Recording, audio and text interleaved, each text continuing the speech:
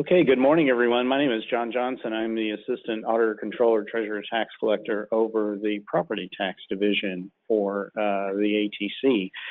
And we're really excited to be here this morning, and we want to thank you for attending, and hopefully this is going to be very helpful to you. Just to let you know, this has been a culmination of about a year of very hard work with auditor controller staff, as well as the Community Development and Housing Agency, or the former EDA. We use a lot of acronyms, so if we say CDHA or ATC, that's what we're talking about.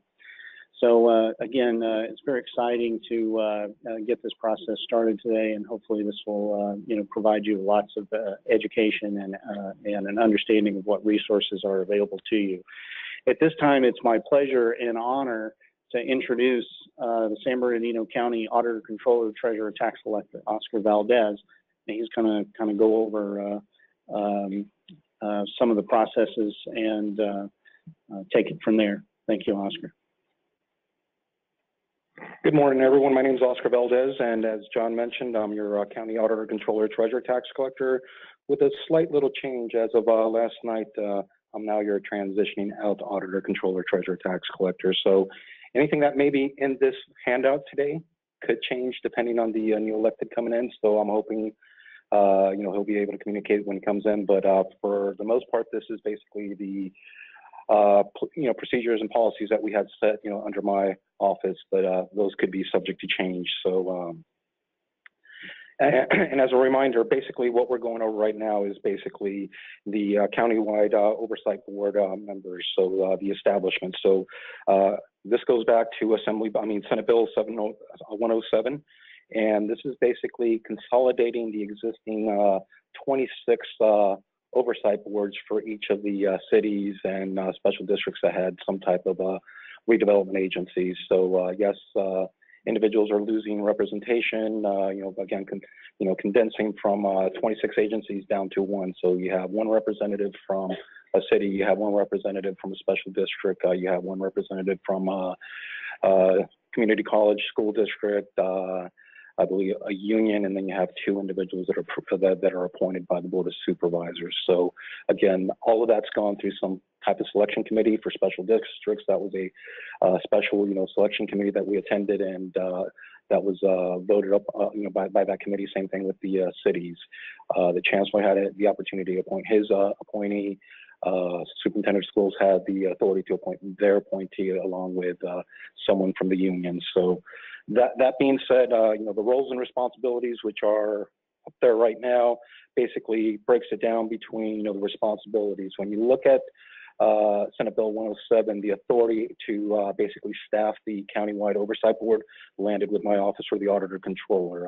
I basically delegated that authority over to the Community Development and Housing Agency based on resources in my office, and making sure that we had clerk of the board, we had a means of developing the means of gathering all of the various board items that are going to be brought to this committee. So that's basically what the agency is going to be doing. Of course, every successor agency plays a role in that. I mean, they're still staffing in regards to, the roles that they're going to be playing in regards to getting those items either through regular board meetings, or if there's anything specific that each agency needs to bring forward that may be an emergency, there's going to be a process that's going to be explained a little bit later in regards to how you would handle that. So if you move on to the next page, some of the responsibilities from my office or the new elected that's coming in is we're still going to be responsible for the administration of the RPTTF fund. That's basically the tax increment, basically identifying what's tax increment and going through the cascading effect, which includes covering the cost of the Auditor Controller's office and now the cost associated with the Community Development Agency in regards to administering this process. We're going to be calculating the pass-throughs. We've been doing that since 2012. Each successor agency prior to 2012, before the dissolution of the RDA, either worked with a consultant to get that calculated. That's now housed with the Auditor, Controller, Treasurer, Tax Collector, and it'll continue to be done. We're also going to be reviewing and the ROPS obligation payments that you guys are going to be preparing and submitting to the board for approval. Once we do the entire calculation, we're going to be identifying, what's residual after it goes through its overall, cascading effect and making sure that that money goes out to the various taxing jurisdictions. We're also going to be responsible for making sure that we're identifying any type of insufficient funds that are associated with that cascading effect. Again, identifying what's increment, what cost the ATC gets, if there's pass-throughs, if there's shortages, whether or not there's any type of subordinate agreements between the pass-throughs. So, we're still going to be involved in the day-to-day aspects of that area. So, we're also going to be providing, those notifications back to those successor agencies if we feel that there's going to be some insufficiencies. But for the most part, we get that in advance from the successor agencies. And of course, we're also going to be distributing some of the proceeds that are associated with the various land sales. And of course, the last two items, we're going to be responsible for reviewing the last and final ROPS and making sure that if there's any adjustments that we address those issues. So I think that pretty much covers, what this office is going to be going through, going forward. I think Gary and his staff are going to go over, the actual procedures in regards to how you guys are going to be submitting those documents. Aside from that, it's been my pleasure being your auditor controller, and wish you guys best of luck with your new elected. All right.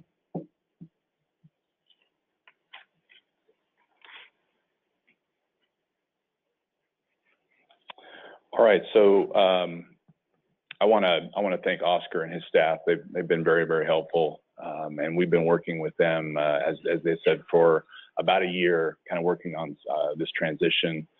We've been anticipating this for a few years, and so we're ready to kind of unveil this process and how we're thinking that it's going to lay out. So high level, I'll cover a few slides this morning, but I just kind of want to give you a high level review. I've been in your spot. I was part of a redevelopment agency for many years, went through the dissolution process. So I know where you are, and dissolving the county's redevelopment agency at the same time. So I understand the process, working with DOF and all of that. I think that the best way to describe what this is now moving on to is you're still going to be working with DOF. You're still going to be submitting all of your normal items, and those items will be provided to the Oversight Board, and the Oversight Board will consider those items, and then they will still be sent to DOF. So DOF, as much as we thought that they were going to get,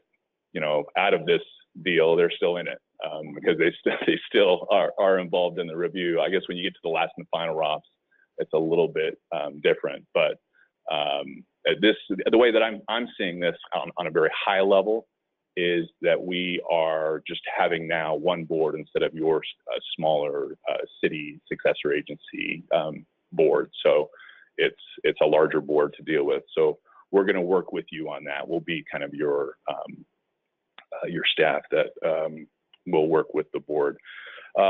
In terms of an agenda today, let me just quickly go through. We'll talk a little bit about responsibilities, a little bit more here, who we are, who the board is.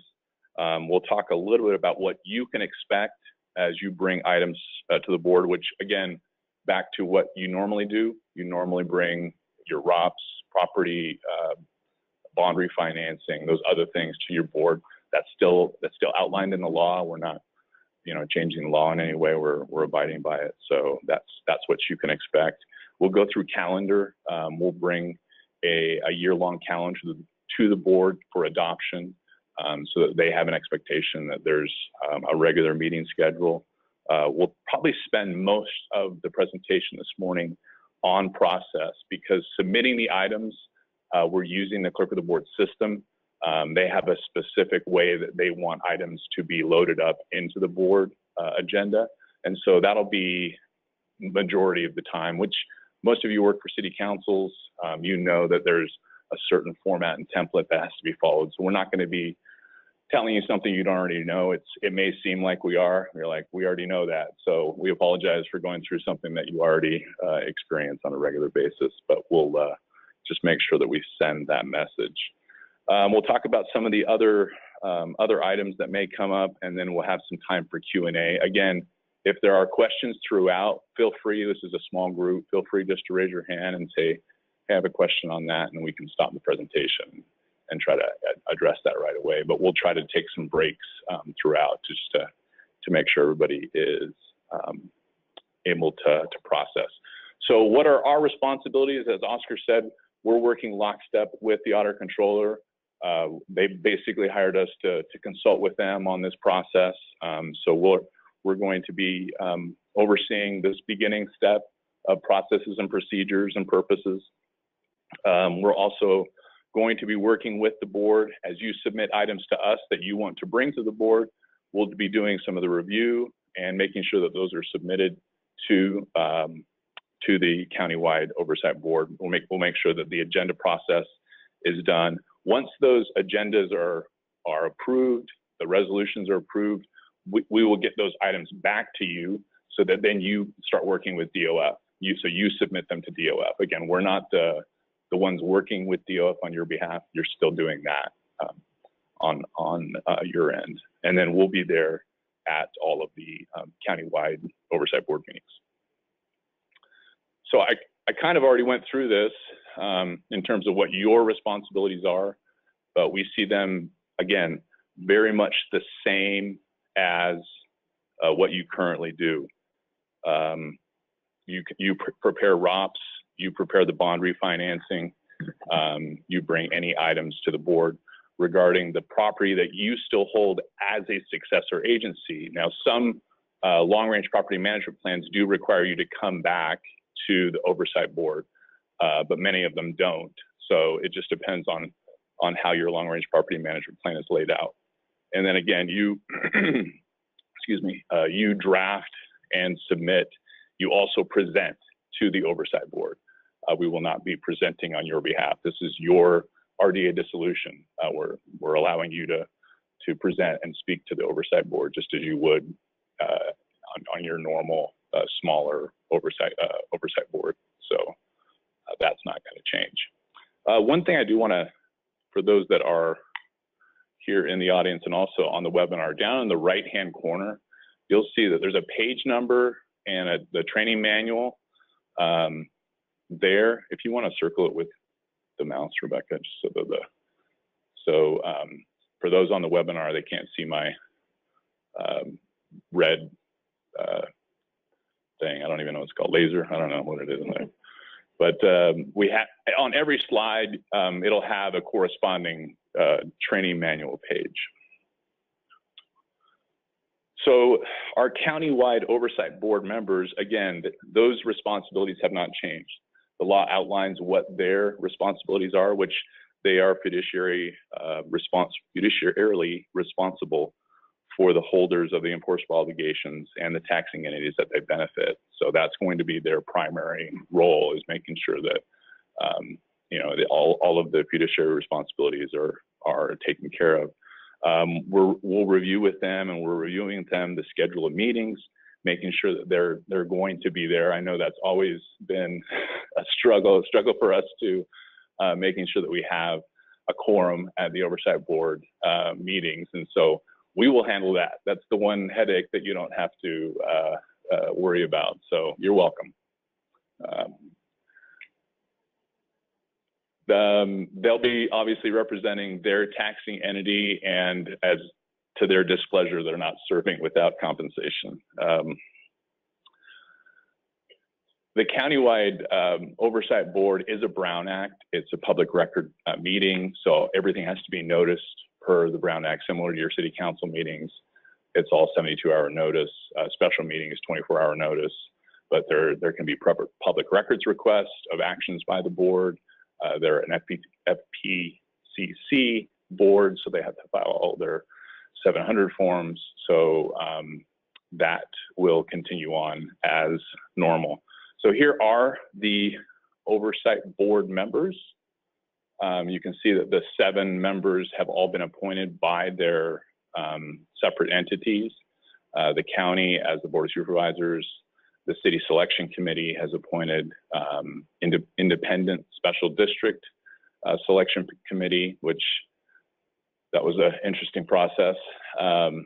The superintendent of schools, community colleges, again, the board, and the recognized employee organization. So all of these members so far have been good about responding to questions that we've had of them. So we're anticipating a good board, and many of them understand and know redevelopment dissolution, so it's not like we're starting from scratch. There's a couple that are new to this, so we're having some training meetings with them to get them up to speed, so that when you present items to the board, you won't have to educate them on the county-wide dissolution process or RDA dissolution process in general. All you'll be doing is talking specifically about your city's specific dissolution need at the time. So we'll try to handle the front end of educating them. Similar to your current boards, you'll be bringing all these normal items to the board. You'll be bringing an annual ROPS, any modifications to your long-range property management plan, refinancing, any ROPS amendments. Again, if your long-range property management plan requires approval, certain items from your long-range property management plan require approval, you'll be bringing those as well. Again, last and final ROPS. If when we did our surveys over the summer, we found out there was a few cities that were on the cusp or ready to do their last and final. I think was there two cities that were gearing up for theirs. So that's a very long process. We'll talk about that. Oh yeah. Bond refunding. We're currently in the process of a bond refunding. We've already submitted it to DOF. We've already went to our oversight board. Right. We've already sent it to DOF for their approval. So we're in that 60-day window waiting for them to decide if they like it or not. Okay. If that crosses over July 1st, we're not going to have to start from scratch. No, I don't think you have to start over. Once you've already submitted it to them, you're in that area. So if the webinar folks did not hear, hopefully they did, but the question was if you've already started your bond refinancing and taken it to your current oversight board, will you need to come back if it's already with DOF and they're in their 60-day review? I guess the question would be, what does DOF say about it? And do they want you to go back to the board to adopt? So I won't say no, because I never know what DOF is going to say. So, you know, that's always been the, that's always been the question, right? Yeah, we don't know. We don't know. But yeah, it sounds like if it's in DOF's period of time, you won't need to come back. However, right? We always say that. Yeah. However, we have another question. Well, my question is similar to hers. It's just not bond refinancing. It's our last and final. Oh, we have been you're one of the working cities. with them. Yeah. We have been working with them for the last 6 months. Our original submittal was in November. Just, you know, the DOF can be whoever they want to be. So I asked them that question. Okay. Our board ceases to exist June 30th. Right. Are you still going to recognize their approval of the last and final if it crosses the fiscal year? And the answer I got was, that's a good question, let me ask. So here I am asking my potential new. Here we go. Well, I mean, it's a question. board. It's a question for DOF, right? If they approve, then we will recognize their approval. So I think that's always been where we're at. If we have to go back, then we have to go back. But what city are you with next week? Okay, thank you. Thank you for asking that question. So in case people didn't hear that, or are they able to hear? Do I need to repeat the questions? We'll find that out. But the question was, if you're in the last and final ROPS period or time of review, which in the law it talks about 120-day review. So you're 2 months past that 120-day review. Well, I think there's 100-day plus they add whatever their beginning time. Yeah. So so you're in the middle of that. Again, similar situation where you've made the action by your Successor Agency Oversight Board. Now you're waiting for DOF's response. And actually, on the webinar list, and all I need to know is the answer to questions. yeah.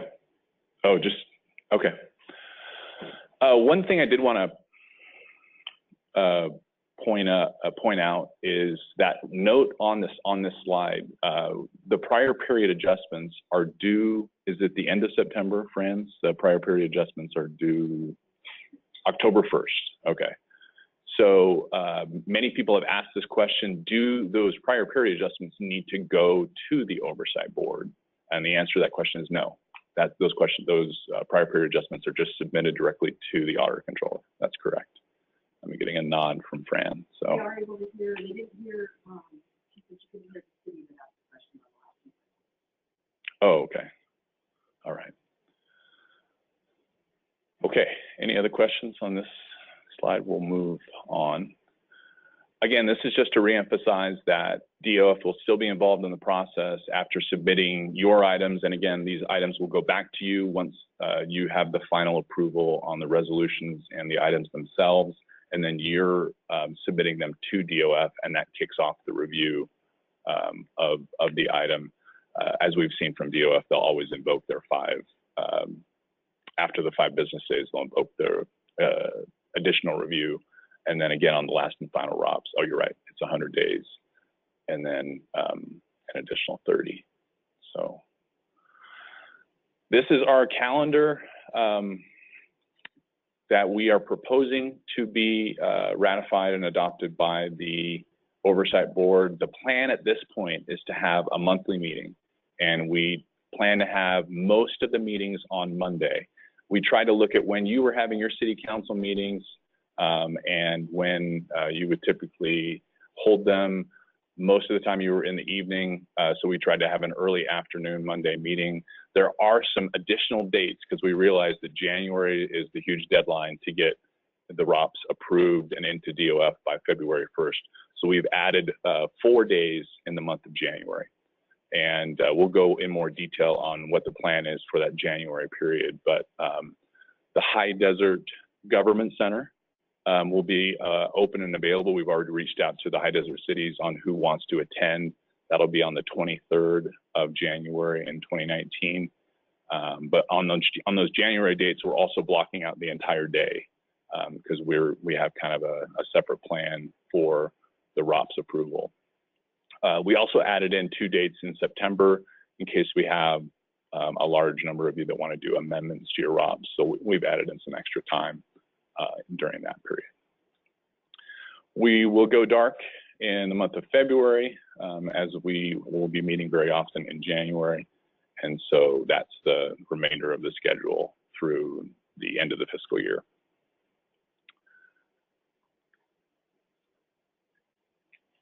Uh-oh, it's not allowing me to. There we go.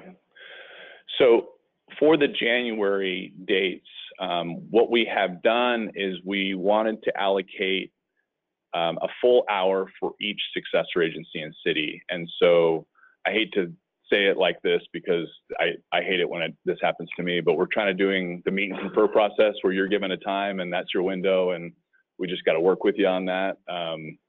We were trying to get some of the larger cities up front in case there were some issues and they needed to come back to the oversight board. And if you already know that there's no way I can do this, we'll work with you now. We have it out in front, plenty of time for you to kind of prepare and ramp up for it. So this is what we have planned. Again, on the 23rd, we have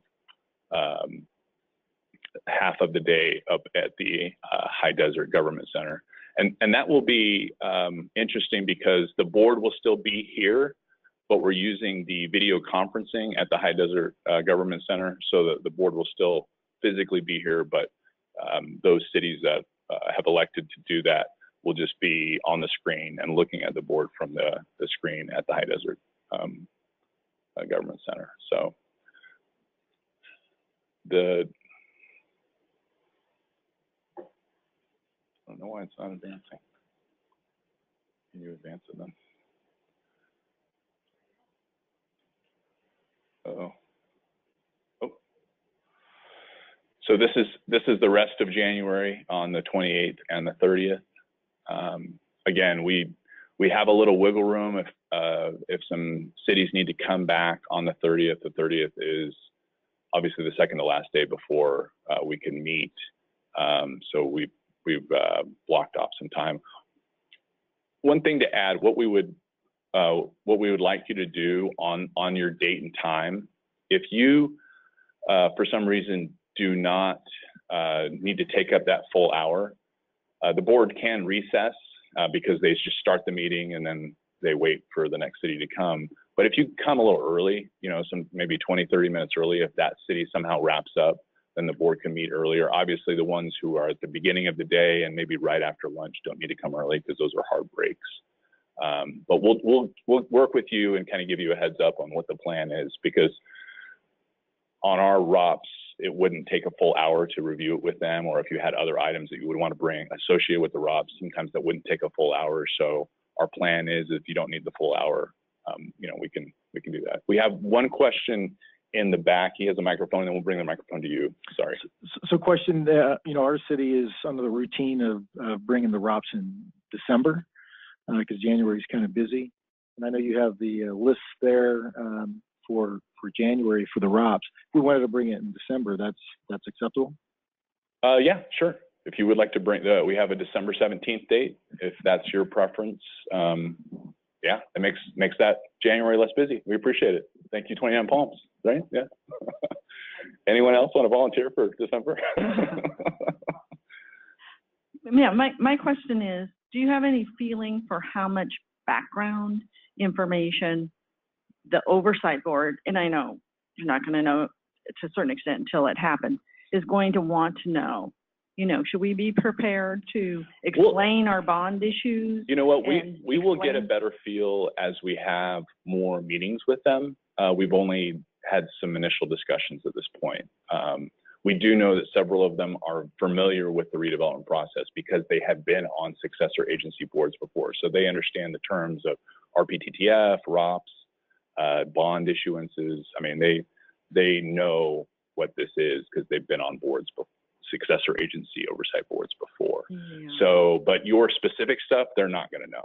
So if you have a specific unique thing that you want to be able to brief them on or talk to them on or present to them, I would bring that. Well, no, but I mean, but my question is, like, we have bond issues, you know, debt service on bonds and pretty city loans, et cetera, that have been approved previously. It's become kind of routine with our oversight board. Should we be prepared to present that stuff as to what it is and why it is? Yeah, they won't have that kind of inside knowledge on the routine stuff that your board that you've been meeting with for the last 5-6 years, they know. I mean, we're going to give them an overview of where you're at, but they won't know your debt service cycles and the intricacies, you know, the details. We're not going to get into that kind of detail, but we'll just say, hey, here's your bonds, here's your ROPS. You know, we'll get, when we meet with them, we'll give them a high level summary of. Okay. So they'll have that beforehand, a little bit. Yeah. Okay. A little bit. Yeah. Again, we've only had preliminary discussions, and this is just our plan as we get closer along. The first few meetings, we're not anticipating a lot of items unless you have something that needs to come back because, you know, DOF is wanting you to have your oversight board reapprove something that's already been approved. But so we'll have some time with the oversight board before we get to the January. Gary, yeah, you have Colton on the January 28th oversight board agenda meeting date there. Just FYI, our successor agency approved last night our last and final. We're taking the last and final to our local oversight board on June 28th, and if I have a quorum, we'll have those approved and submitted up to DOF. Our last RDA property is an escrow pursuant to our long-range property management plan. So, you know, I hope not to have to go to the county board. Well, I think even with a last and final approval, I still think that there's, and we'll get clarification on that. I still think that there is some either ratification or something that needs to be done. But we'll get clarification on if there's anything after the last and final is approved by DOF that needs to go back to the board. We have a question on the webinar.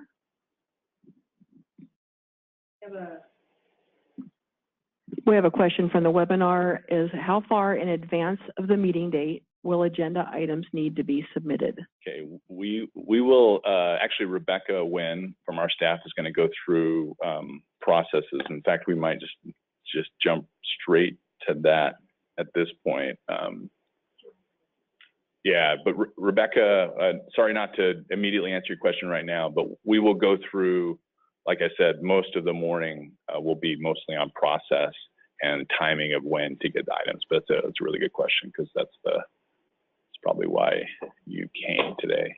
So again, with the ROPS review, back to your responsibilities, you're working with DOF, and once you submit, they have their normal timeline of review, and you're working with them on any meet and confer items that need to be worked out with DOF. So this is just to reemphasize what the law says on the ROPS timing and process. The ATC will host a website. So right now, the Audit Controller has RDA dissolution page, and they have a lot of resources on that page. What they're planning on doing, because all of the agenda items and the countywide process is going to be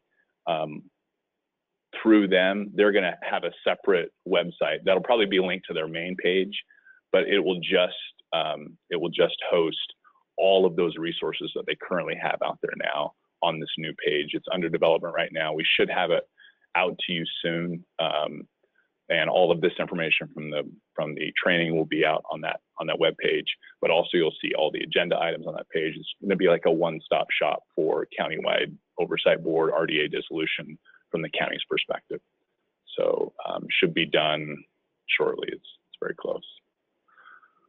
Okay, so I'm going to turn the remainder of the presentation, except for the last little bit, I'm going to come back up. But Rebecca's been working on the board agenda item process and all of the procedures and things that we will work with you. In fact, that's what most of your handout is. It's kind of the step-by-step process. You'll see starting on page 4 in your training manual is the processes and procedures. So I will turn it over to Rebecca.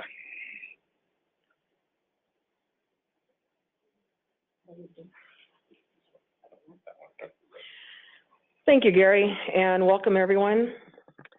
So we know that you all know how to present items. You've written items before. We're not trying to reinvent the wheel, but the reason for this is that there's 26 entities that we have to have some kind of consistency for the board, so they're not scratching their head every time they see one and they have a bunch more questions. They'll make your items go through more smoothly and easily. And also we have the county system, clerk of the board, the county automated system for the agenda items. So there's certain formatting requirements. So in order to make everything consistent and easily transition, we've gone ahead and created some templates. What you'll see here, this is Exhibit D.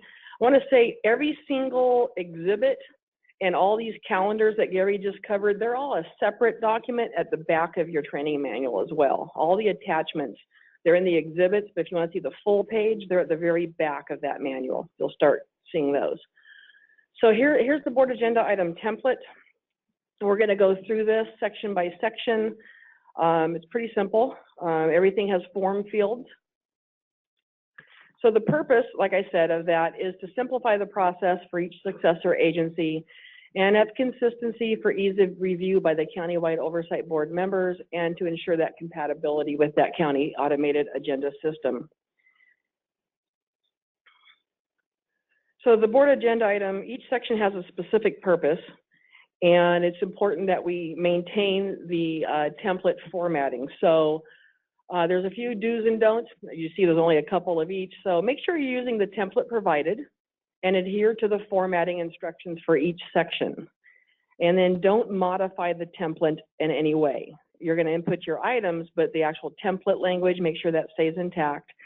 And don't copy and paste. And there's a reason for that. We'll get into that a little more detail later in just a moment here. So going on to that template, again, if you want to look at the guide, the manual, or at the actual template itself, and I apologize, this is going to be a little lengthy. We want to cover each section though, so we want to make it as easy as possible so that it's not frustrating for you. I know using new forms, it's always, what do you want here? Why are you doing this? So I want to make sure that we're addressing each section so that everyone understands the why and what's requested there so that everything goes smoothly for you.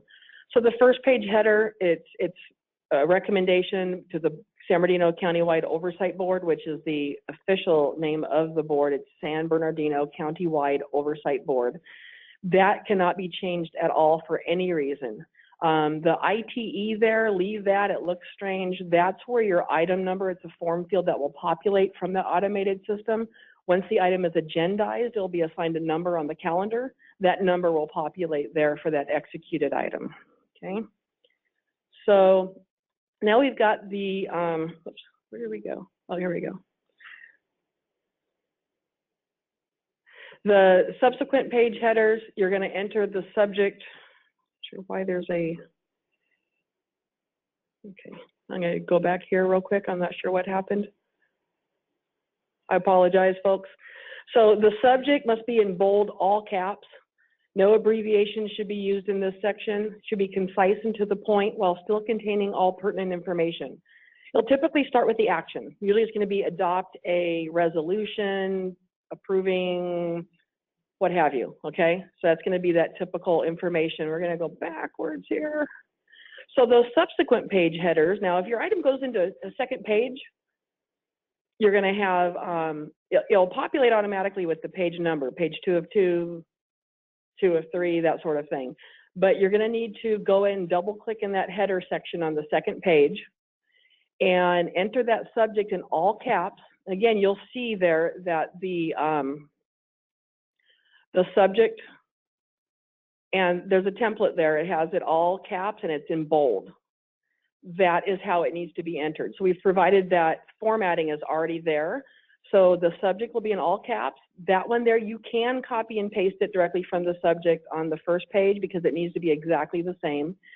The page numbers, again, will automatically populate. And then that header, if you have page 3, page 4, page 5, whatever you end up having, those will automatically feed over to those subsequent pages. You don't have to start over. So the date needs to be all caps, the month. This one I know we struggle with sometimes. We get that. It's easy not to do. But it needs to be all caps. So the month, all caps bold, and then the day and the year. Do not use, please, the numeric value for the date. And again, that's because there's certain, these form fields will populate over to minutes and reports. So the next section at the top of that front page is the date, from, and subject. So what you have there is the date, obviously, of the board hearing. August 13th, 18 is the first one scheduled. So I went ahead and used that for our demonstration. Your name, or whoever the item is from at your agency, their title. So you see there again, the name part is in all caps. So the dates, yes, it needs to be entered just like it has on the format. So the date will be bold, not all caps, just like you see on the template. The name of the person that it's from in your successor agency will be all caps bold, just like you see the field there. And then their title and the entity is bold, but just the first letter capitalized like you see there. The subject, again, is bold, all caps. And it should be pretty concise, but yet cover what it is you're doing. Start it with adopt a resolution, approving, accepting, whatever the action is. So we already went there. So those are a couple examples. You have adopt a resolution approving the recognized obligation payment schedule for fiscal year 2017-18. Then you have the another common item would be adopt a resolution amending the long-range property management plan and attachments. So again, here in the subject, do not use abbreviations in the subject. There's other sections where you can use them, and we're going to cover that. So don't put LRPMP, don't even put long-range property management plan and then abbreviate it. Just no abbreviations whatsoever in the subject, please. So then we get down to the recommendations. This is, what are you wanting the oversight board to actually approve? So the abbreviations, again, do not use abbreviations here. The numbering, you number them 1, 2, 3. If there's a subsection, 1, 1A, 1, 1B. If there's only one item you're bringing, you don't need a number. No numbering is required there. So just go ahead and state what your recommendation is. And again, there's going to be a sample of a completed one for the ROPS is in your packet and will be posted on the website when that's up and running, and also will be emailed to you. So there's a completed version there, so you can see what does this all look like when you're done with it. We have one question here.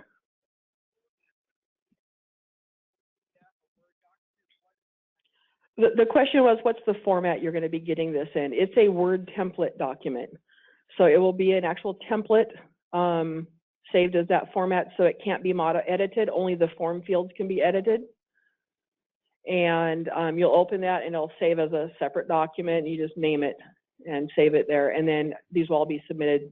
We'll go through all that here in just a moment, how you submit those. The recommendation formatting, there is an instruction page also for the board agenda item, which we refer to as the BAI, board agenda item. There's recommendations for the formatting for pretty much every item you could bring forward, that's in there.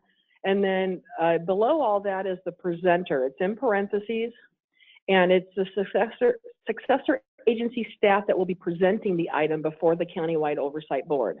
That may or may not be the person you listed up in the subject, up in the from. They may not actually be coming to present, so it could be 2 different people. So now we get to the background information. This is the first place that you're going to be able to use abbreviations. And you're going to cite the California Health and Safety Code, note if it's required to be sent to DOF, which is typically going to be yes, ATC, your own city, board, what have you. Anywhere that this is going to be sent to, you're going to note it there. We'll go into more detail on these. The first paragraph should explain the why. So that first paragraph, don't make it technical. That's going to explain, why are we doing this? What's the requirement? What section of the health and safety code is requiring it? Why are we doing it? So it should tell the story, a little paragraph there of basically just what we're doing and why. You'll include the necessity for the item, and we'll go into that again, what that means. And then additional information as needed. You asked earlier about how will they know some of your history. You may want to, on the first item of any particular thing that you're bringing to the Countywide Oversight Board, put some background in there if you want to. Wouldn't put a ton of it, but if you want to give them a little heads up, you feel it's important that they know that when this was last approved by your oversight board, put it in there, that's fine. One other thing to add, if there's extensive background, I wouldn't add it into the item because the item it should be brief. So if there's like a major thing that you want to update them on, and maybe that should be an attachment, that's fine too. So we try to keep these items brief. You'll see some samples that we'll send out to you, but they're usually typically 1 or 2 pages, just quick. But if it's extensive, like if it's a bond refinancing, you are going to have a lot of attachments that go along with it. You'll have your summary sheet from your financial advisor. So the attachments are always better because you can put more detailed information into the attachment. Sorry. Yeah, no, that's a good point, Gary. Thank you for that. Yes, the board agenda item itself should be pretty brief. What are you doing? What do you want the board to vote on? Why are you doing it? And any really super pertinent information, not a lot of the history, not a lot of the technical items. That could be, like Gary said, as an attachment. The last paragraph should rephrase the recommendation. And we're going to get into this a little bit more here. So abbreviations, use abbreviation going forward. It's okay. What you're going to do is, if you're going to be using the same term over and over or more than once in the document, spell it out entirely. So Countywide Oversight Board, we don't need to use the whole official title in anything but the official document names. I'm sorry, like in the headers and that sort of thing. Then you're going to abbreviate it. CWOB is our abbreviation for the Countywide Oversight Board. There is in your handout a list of the abbreviations that have been established. And then from that point forward, you just need to put CWOB. You don't need to cite the whole thing. The Health and Safety Code citation, basically it would look like California Health and Safety Code, HSC, so you're abbreviating it there. Section 34188 requires the Countywide Oversight Board to approve the Recognized Obligation Payment Schedule, ROPS.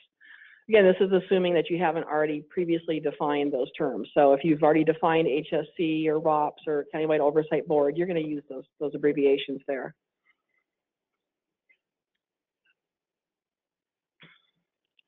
So the first paragraph we talked about explains the why and including the necessity. So I think we covered the why part. If not, you can ask questions. There is an example there, but you know, the Health and Safety Code requires it. DOF, it's required annually, that sort of thing. The necessity would be, how does this action further the successor agency dissolution? So you need to put something in there. There's a sample in there. What is the dollar amount net effect? So is there no net effect? Is there an increase in decrease in obligations, that sort of thing? You're going to document what that net effect of that item is. The last paragraph, we talked about needs to be rephrasing the recommendation. So your recommendation, let's say on the first page, was to adopt a resolution approving the 2017 Recognized Obligation Payment Schedule. And so here in the last sentence, the last paragraph, you're going to put something similar to it's recommended the Countywide Oversight Board approve the 2017-18 Annual Recognized Obligation Payment Schedule, ROP 1718. The adopted ROP 1718 will be provided to DOF and the county auditor as required by HSC 34177 subsection O. This will commence the DOF review period. Again, this is assuming, by this point, the last paragraph, you've already identified all these terms as abbreviations probably, so you can just abbreviate all those, the DOF, the ROPS, Countywide Oversight Board, ATC, that sort of thing. So the attachments that we kind of briefly talked about, Gary came up and mentioned attaching, definitely there's going to be attachments to all these. You're going to at least have a resolution that's required for all Oversight Board actions. And any other attachments that may be needed. You're going to list all the attachments, and we're going to go into how you do that here in a minute. There is reference in the instructions of what's required for each particular item, what would be required. Here's an example of some of the attachments.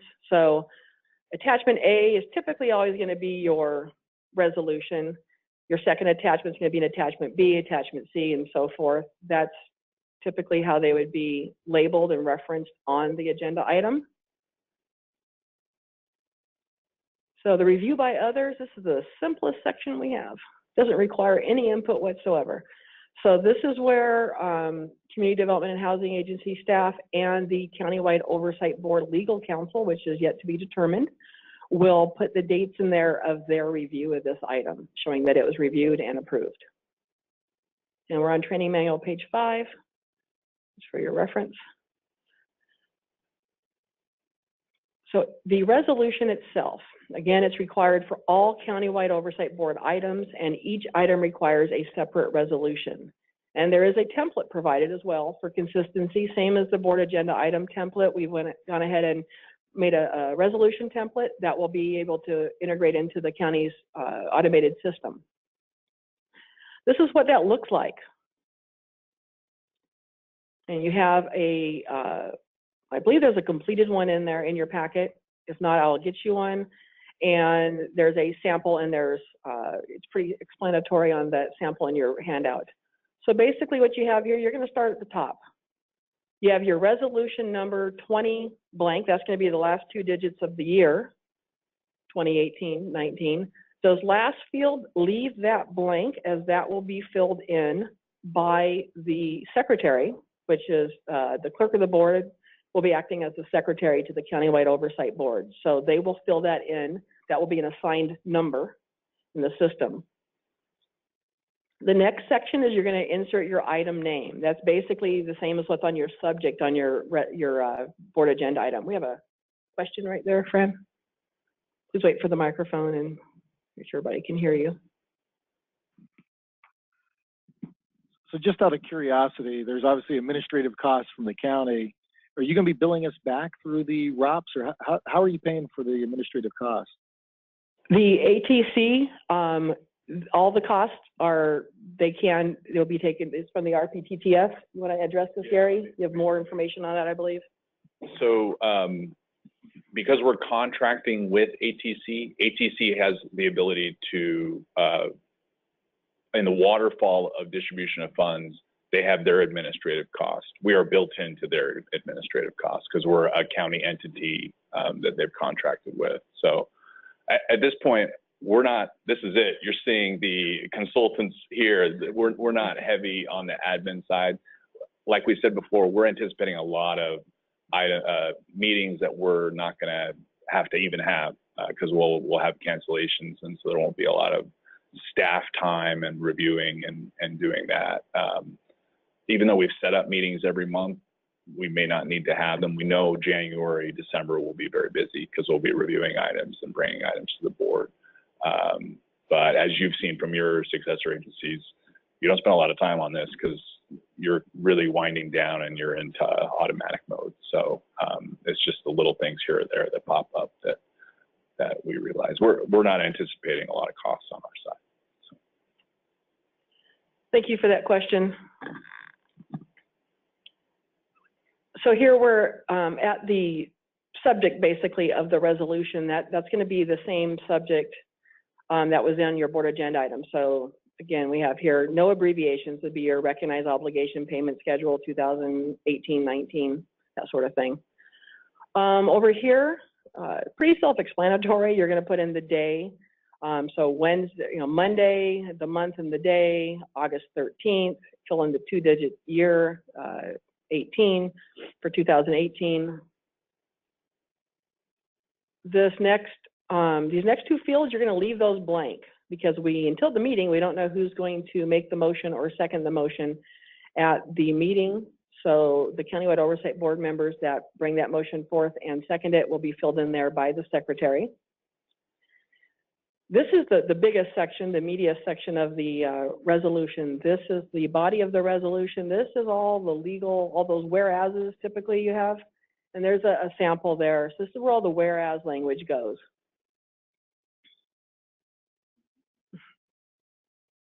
There's usually a few of those.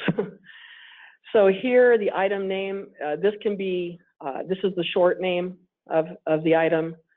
You can go ahead and use the abbreviation there, the ROPS. That's going to be presented. Then the next field, this will be completed by the secretary as well. They're certifying that meeting date.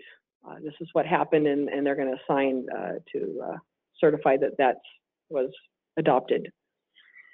Okay. So we're expecting this not to happen too much, but if you have an obligation loan agreement that might come up or any type of contracts or agreements, there is a contract cover sheet.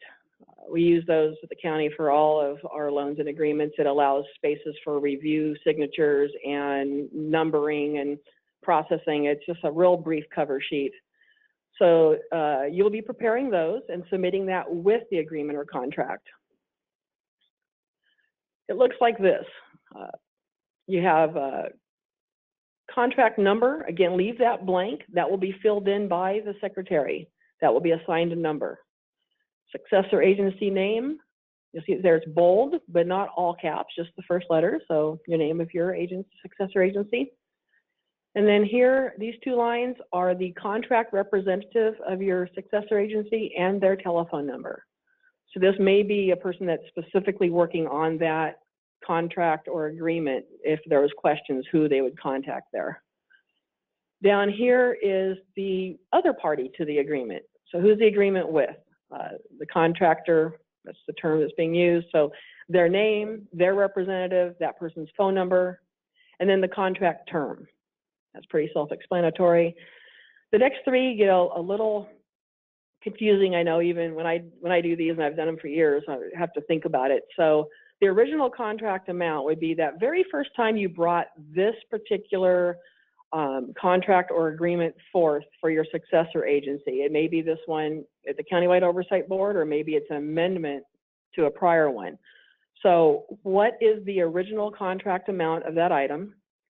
If this is the first time you're bringing it forward, the original contract amount and the total contract amount are going to be the same, because this is your first time bringing it forth. There's no amendments. That's also your total. If you're bringing forth an amendment, then the original contract amount will go where it says original contract amount, and then you'll put the amendment requested amount in that next line, and then add those two up for the total. That just gives a little bit of history. What was the original, what's your net increase, decrease, and what the new total is. Briefly describe the nature of this contract, and this is very brief. 1 sentence, 2 sentences. What's the contract for? What's the agreement for? Just real quick there. Down here is where it has your, the legal counsel for the oversight board will be signing here. Again, once they're determined, they'll review the contract and sign and saying it's approved as to legal form. The next field is for successor agency. A lot of people I know at the county, a lot of agencies, we have contract reviewer, official reviewers that they're specialized in contracts. If you have that person or whoever's going to be the one reviewing that contract and says it's good to go, legal form and all that for you, they will go ahead and sign and date there.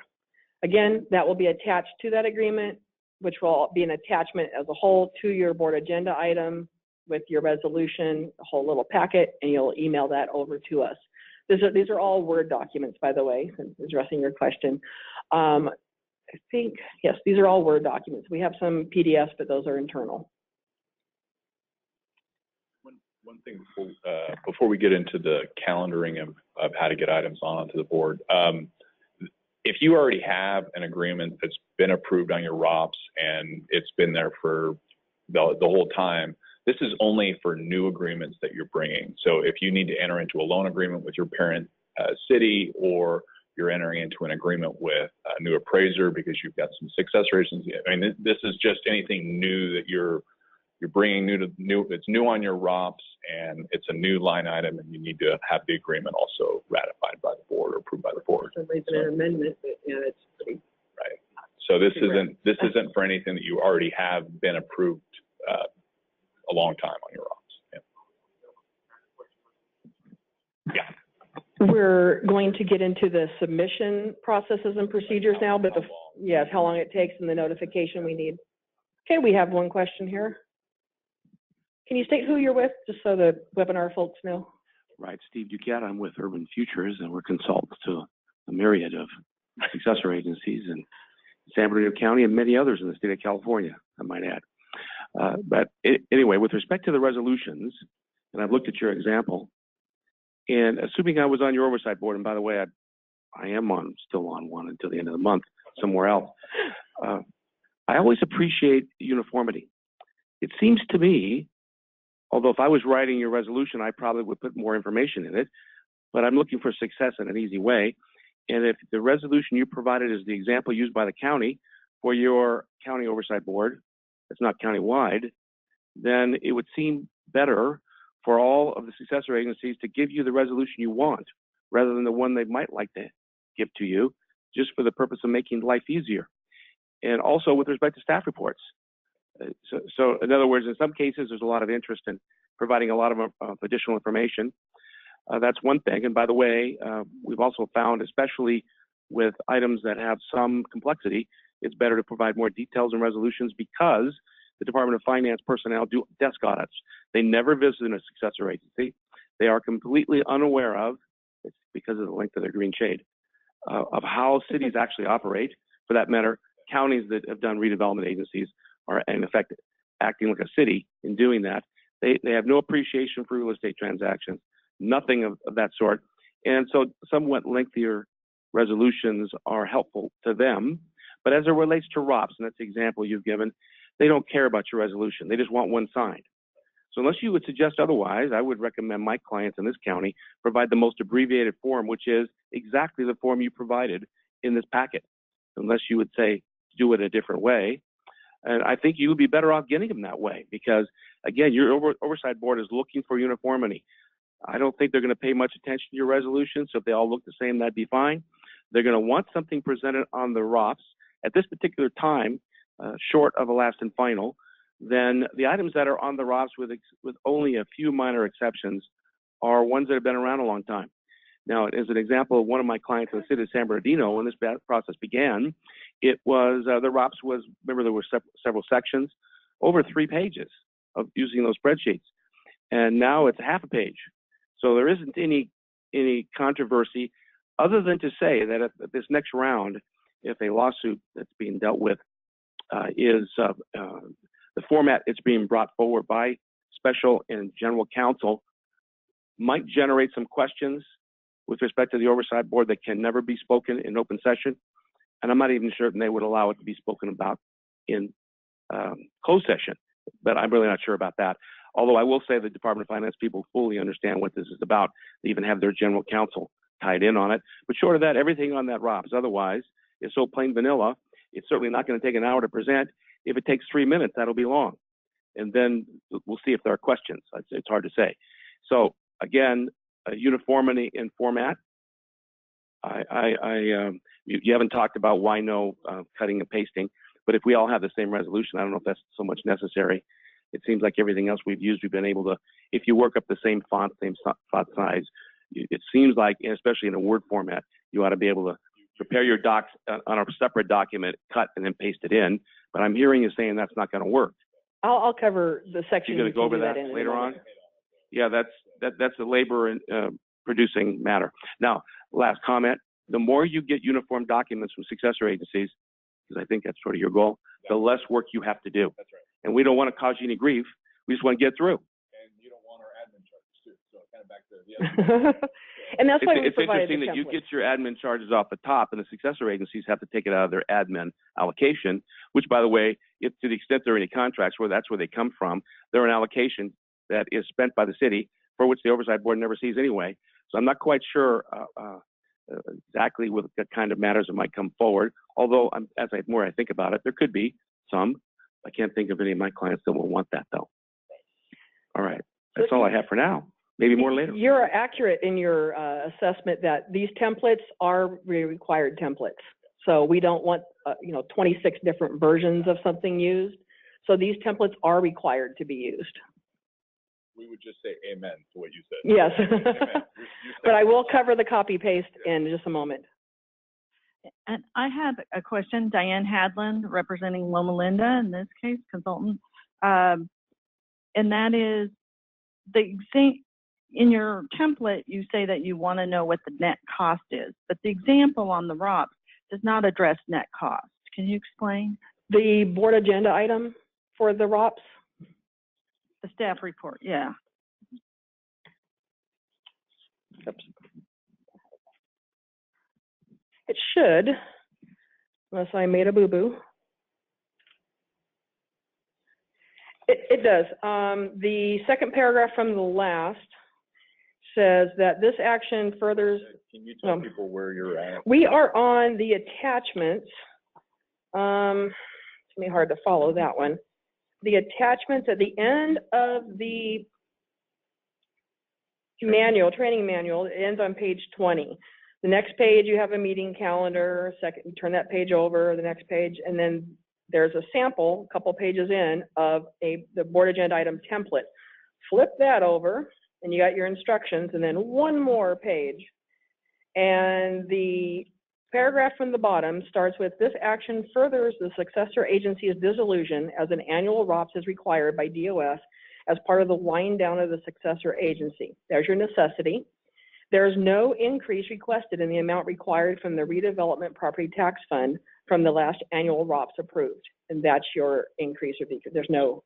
So what we want to know is, did you request the same amount last time that you're requesting this time? If it's not, is it an increase or is it a decrease? So you're saying it's not an increase from what you last requested on your last ROPS. That's the question that we want you to answer. So that's answering the question of, this is not an increase from our last annual ROPS. We just want you to be able to affirm that to the board, because we know that's what the board wants to know. We had a question on the webinar, and I think Gary actually answered that a moment ago. It's probably crossed in the World Wide Web there. A person asked to please reiterate that they assumed that referring back to the contract or agreement, that it would be for a new contract and it says, and existing one approved by DOF and previously claimed. So it would only be for new contracts, not for one that was previously approved by your Successor Agency Oversight Board. If there was some need, and I don't know how that, if you had an amendment to one that was previously approved by your Successor Agency and you're changing a dollar amount, it's an amendment, then that's going to need to come back. And then that's where you would use those fields for the original and the amended amount.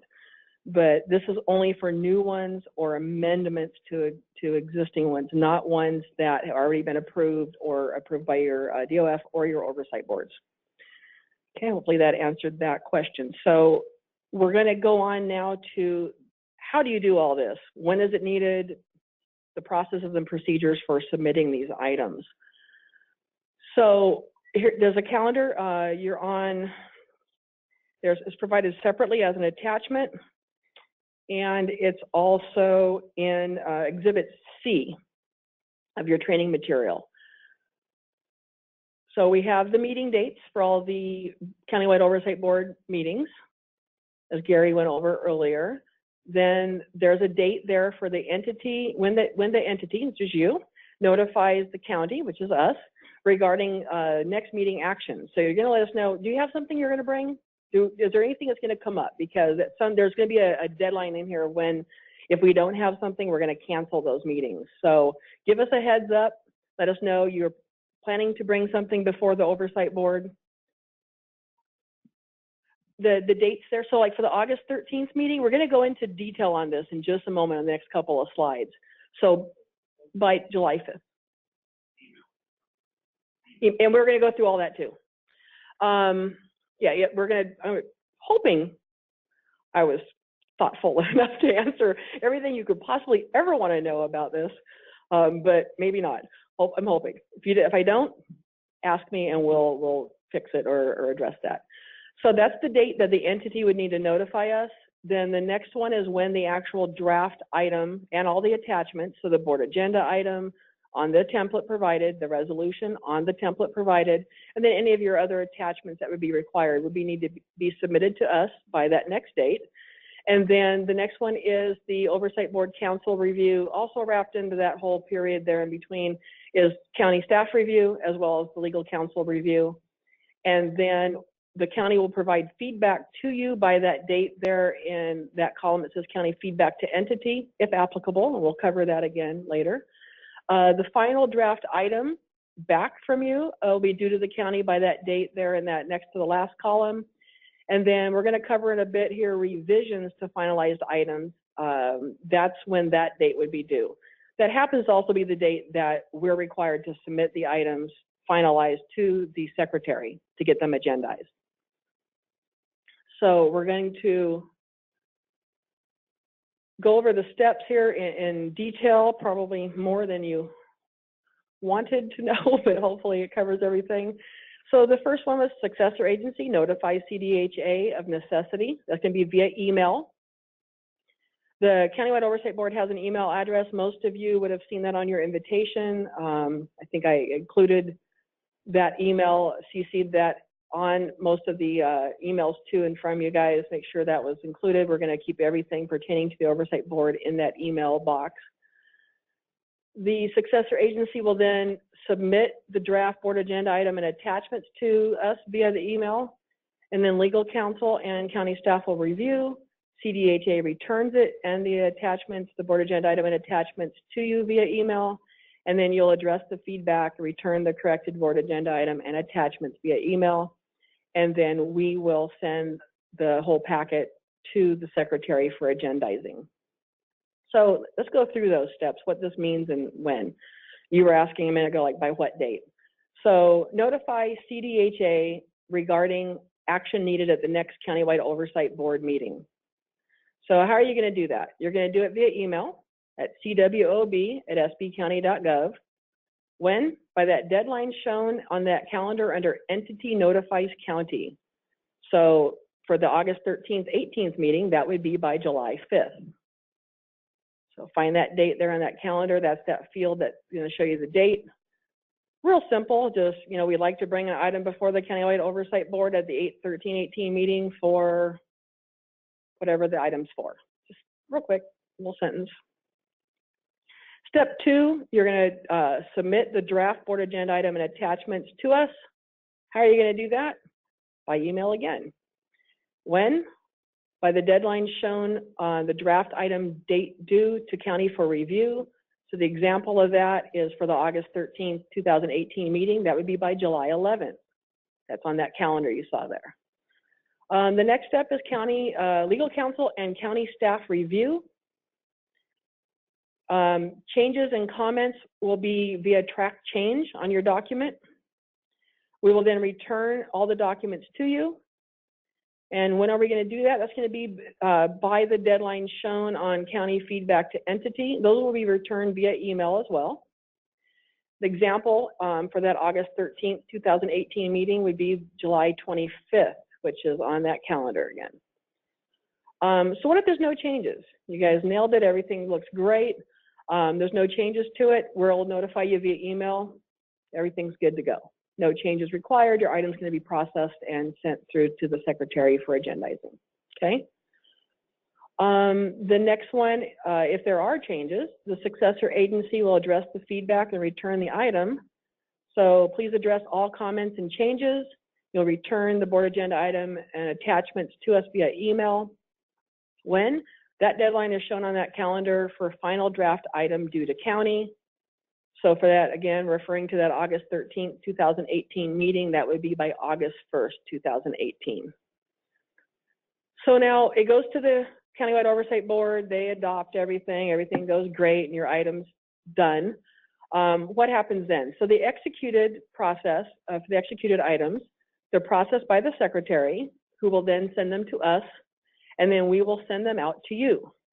Typically, the turnaround time for that is 2 weeks, but we understand for the ROPS that's not going to work for those later dates.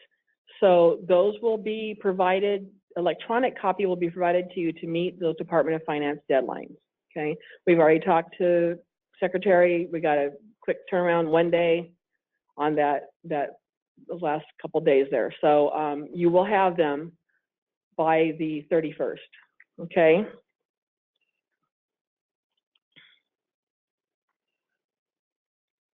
So what if the Countywide Oversight Board does not approve your item? They, for some reason, just, nope. And I don't know if you've had that. I'm assuming maybe your own successor agency boards have, oversight boards may have done that in the past. If not, basically pursuant to Health and Safety Code section 34179 subsection P, it states, on matters within the purview of the Oversight Board, decisions made by the Oversight Board supersede those made by the successor agency or the staff of the successor agency. So what does that mean? So basically, they don't approve it. They have some questions. They want additional documentation. They need to know just more information. So they're going to give you a reason why they're not approving that. So what you can do is you will go back, redraft your item, make sure you're answering those questions, providing that additional documentation, whatever it was that resulted in them not voting to approve that, and then resubmit another item for a later date and bring it back before the board. Okay? Heard a couple. Do you have a question? Okay.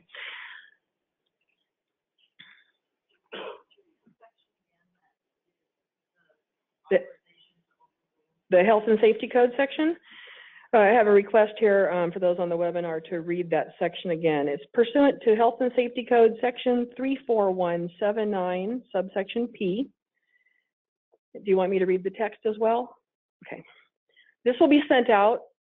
You'll have access to all of this, so you'll be able to see that. Yeah, I just had a comment, and I certainly am familiar with that section of the Health and Safety Code. However, from a political protocol perspective, it is antithetical for an elected board to be overruled by an unelected board, notwithstanding what the Health and Safety Code says. Now, as both a oversight board member and working with oversight boards throughout California, the experience that I have had, and you may have had this in the county, is not one item was ever defeated. In other words, voted on and the answer is no. On occasion, sometimes regularly, that oversight board had questions that were not answered at the time of the presentation and would provide a list of things that they would need to know so they could further consider the matter. sort of like how you've described it. And then the information was provided exactly as they wished to have it. And then it came back before them. A presentation was made again, responding to their questions. And in every instance, it was then approved. So notwithstanding what the health and safety code says, if we have an instance where the countywide oversight board denies an item or unilaterally modifies it, I can guarantee you things are going to go thermonuclear politically. There will be contacts from the city manager to the CEO, elected official to elected official. By the way, I think the folks on the board will understand that, but being told we need more information is certainly reasonable, and hopefully we'll thought through that all beforehand, but you just never know how that might go. True. So anyway, I hope that kind of a coming to loggerhead situation never happens, because it'll not get pleasant. Your life will get not so pleasant. Ours won't either if I'm on that end. I hope I never am. But some of the folks in here might be. It's hard to say. Well, and that's part of the reason for the consistency with the formatting on the templates, providing the templates, and also our review and legal counsel review. We're going to do our best to make sure that everything that we feel should be there is there. And if not, send it back and ask you to provide, to make modifications or what have you. Because we want your item to be approved. I mean, if it's not violating any, codes or regulations, we want it, we want you to have the same success you've had with your own oversight board. So we're not looking to change anything, but there, obviously there are changes just based on the fact that it's now through a different system and the board's changing. But we're trying to make that as smooth as possible so that your items can be processed quickly, efficiently, and you get your business done as usual. So yeah, I actually think at this particular point, there are very few items that are odd. Right. They're all we're expecting. We're trying to cover every worst case scenario of everything, right, just so every contingency is addressed up front. Some of these extenuating circumstances, hopefully, knock on whatever this material is, doesn't happen, and everything just goes through and it's good. But we want to cover in case what if. And then, unless you're going to get to it later, with respect to property sales, there's a few of those that are still out there that have to come through the oversight board. And there was a reference in the documents to an appraisal. Some of my clients will use alternatives to that are allowable by the Department of Finance. And the alternatives are related to the size and insignificance of the lot, using broker opinions of values, and also auctions.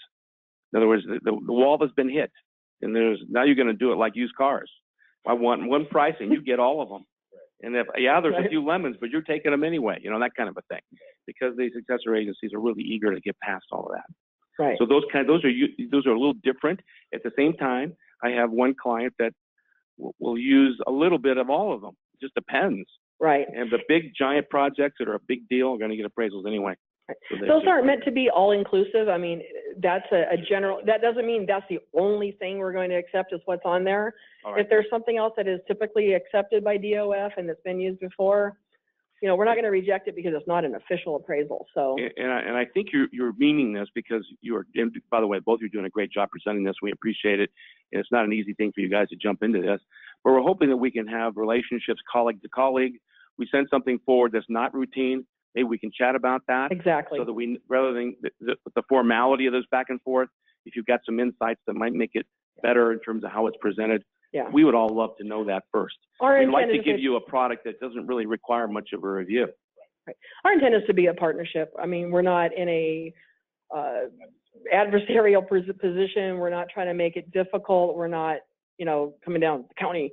We're working with you on this. We have a successor agency. We've been on the other side of it. We still do. So we understand we're you guys. We are you in that regard. So we don't want to make it any more frustrating than we would want it to be made for us.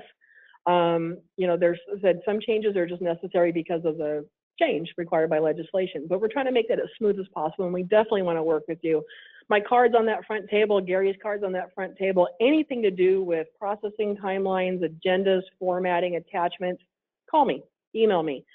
Those of you who have already emailed or called me, I get back really quick. I'm very responsive. So I'll definitely, if I don't have an answer, I will still respond, let you know I need to check on it. Give me a call anytime you want. I'm open door, basically. Call me, email me. I do a lot of labor compliance for the department too, from time to time. And our thing there with the contractor, same kind of thing. Call me. I would rather you call me and let's walk through that, especially that first time you do it. I'd much rather, there's no dumb question. There's, really not. Call me, let's go through it. Send me over a rough draft. Okay? Let me look and see what you got before you officially submit it. We'll work together on it. We'll go back and forth and make sure it's right before you send it over. Get you started. So I'm definitely here for you. I know this is going to be, it's a transition. And those transitions are always involve some more questions than typical. Yes. So I'm referring to specifically the ROPS dates that you have.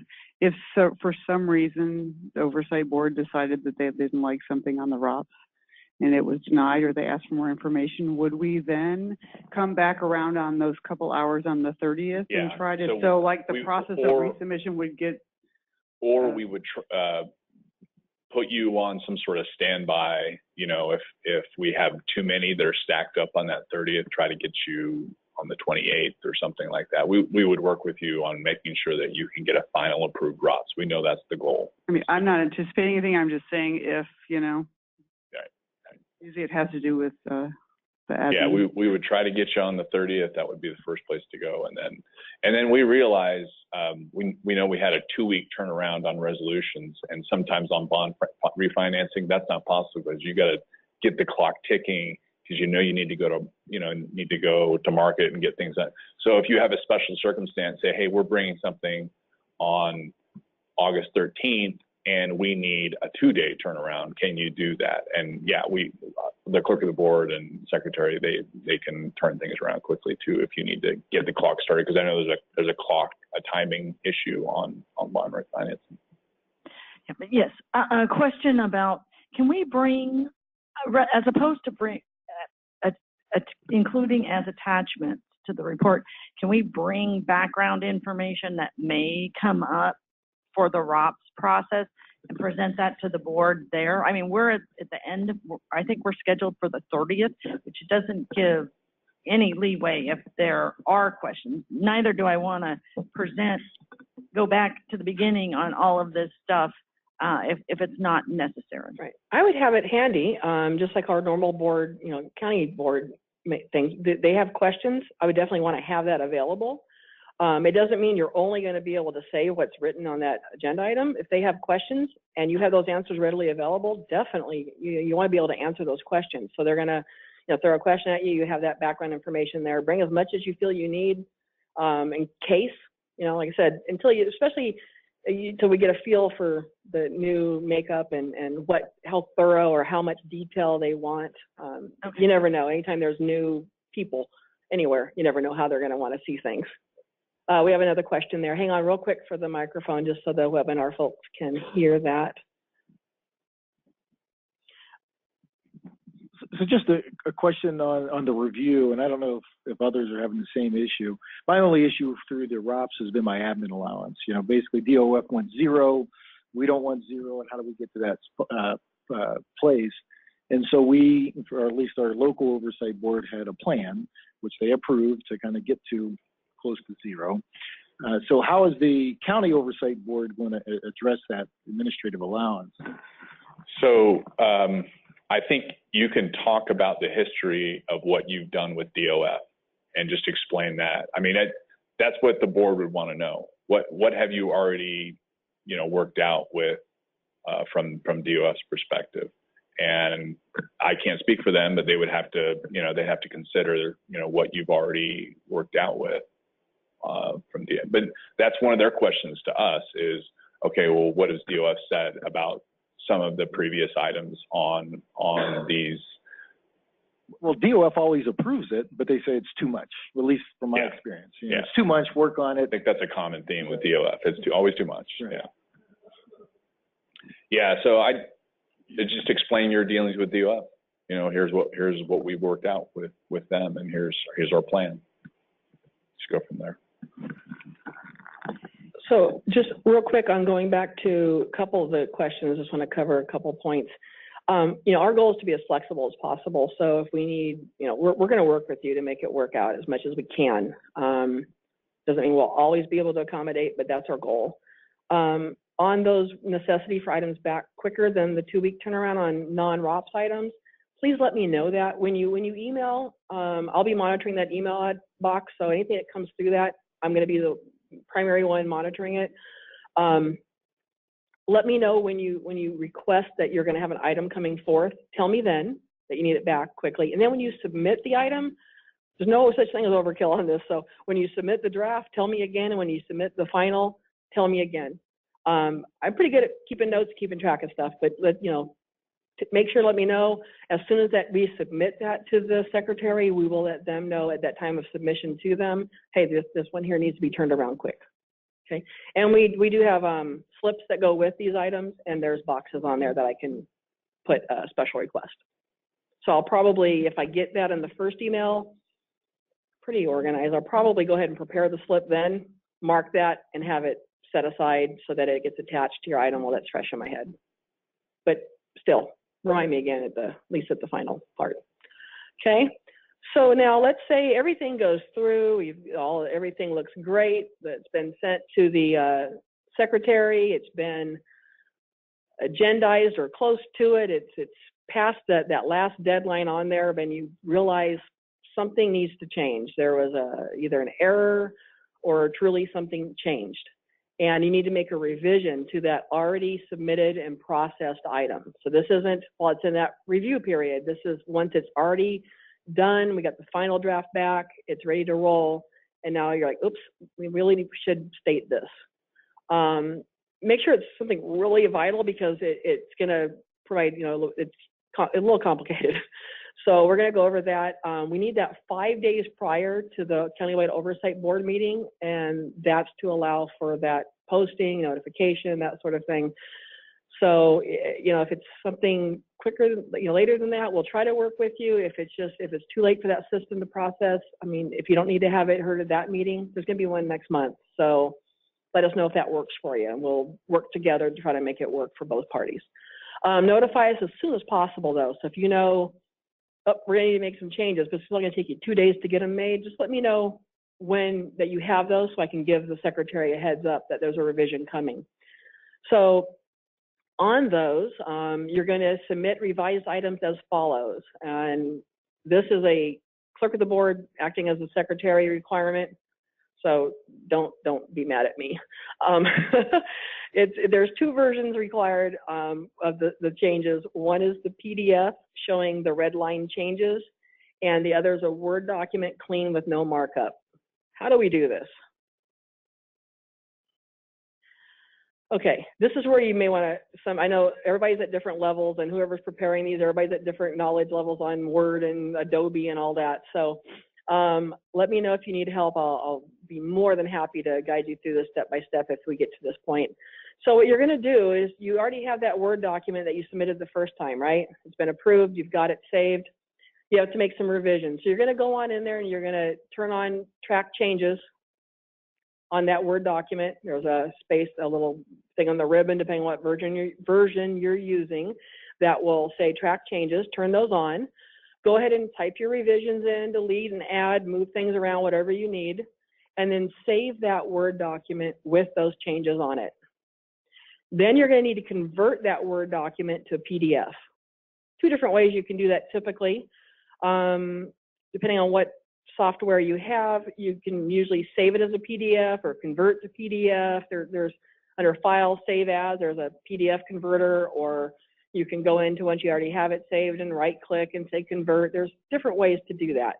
If you have that technology, great, use that. If not, usually you go to your copier, there's a scan button on there to scan things to yourself. That's going to create a PDF. So go ahead and scan that red line version in, and that's going to now be your track change document. So that addresses the PDF. But now we need that clean Word document, right? So you're going to go back in to reopen that saved Word document with all the red lines on it, accept all of your own changes. There's a button there for even accept all. In one click and you can do it.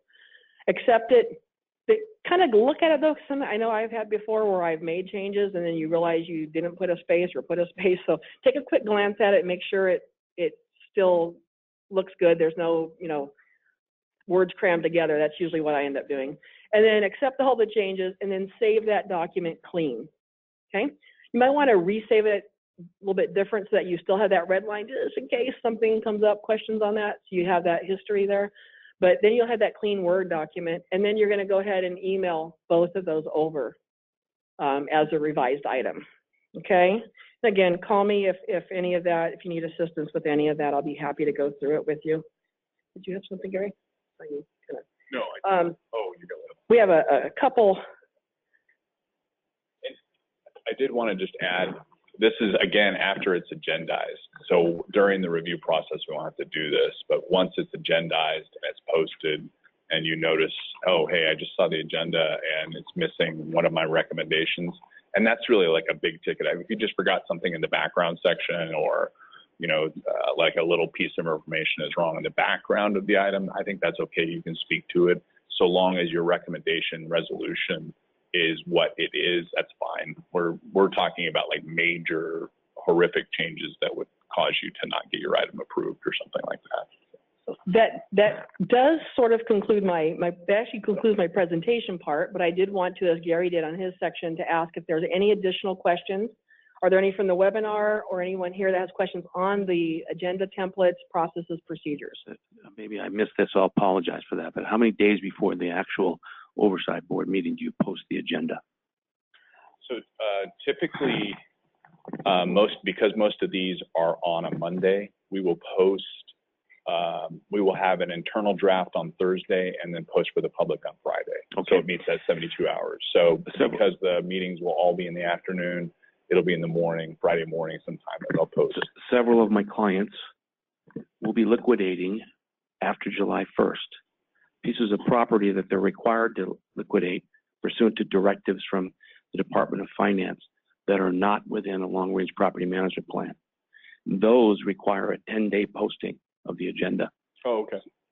So I'm assuming we can accommodate that. We could just let you know that. Yeah. Then, okay, you just need to give us full heads up to say, hey, we're going to need more than just the 72-hour notice. We'll need this, and then we'll work with you on that. You're going to want to adjust those submittal times then accordingly. So obviously we can't have the draft submitted 10 days prior and then have it posted 10 days prior. So again, that something like that comes up, give us a call. We'll work it out and make sure that just as far as in advance as you need to bring that forth, and there's something different than what's in here. We can't cover every scenario. Something comes up that you need some kind of a change in the normal process, let me know and we'll make that happen for you. Okay, so I'm going to turn everything back over to Gary now. Are there any questions, friends, on the webinar? Okay, thank you guys. Thank you, Rebecca. Rebecca's obviously my nuts and bolts down into the weeds detail person. Everybody needs somebody like that, right? I appreciate all of her time and efforts preparing most of this stuff. Like we mentioned before, we want to have a good working relationship with each successor agency. We know and understand what you're trying to do. There may be some issues that come up. We realize that. We don't know what everything that you're going to be bringing to the oversight board. So what I want to cover is just kind of those topics right now. In working with the auditor controller and working with, and Rebecca made a statement, and I'm going to address it. We do not have legal counsel currently for the oversight board. The county council has determined that it is not in the best interest for county council to serve as legal counsel. So they have recommended that we go out and hire a third-party counsel. The difficulty is finding a third-party counsel that has redevelopment law background, but is not also serving as your counsel to your city, so that there's not this conflict. So it's been difficult for us to find one. We currently are out with an RFP. If you know somebody who's like in a Northern California council that can apply, we'd greatly like to talk with them. But yeah, the deadline for the RFP is Friday. We'll extend if we don't get anybody, but We've gotten a few questions so far, but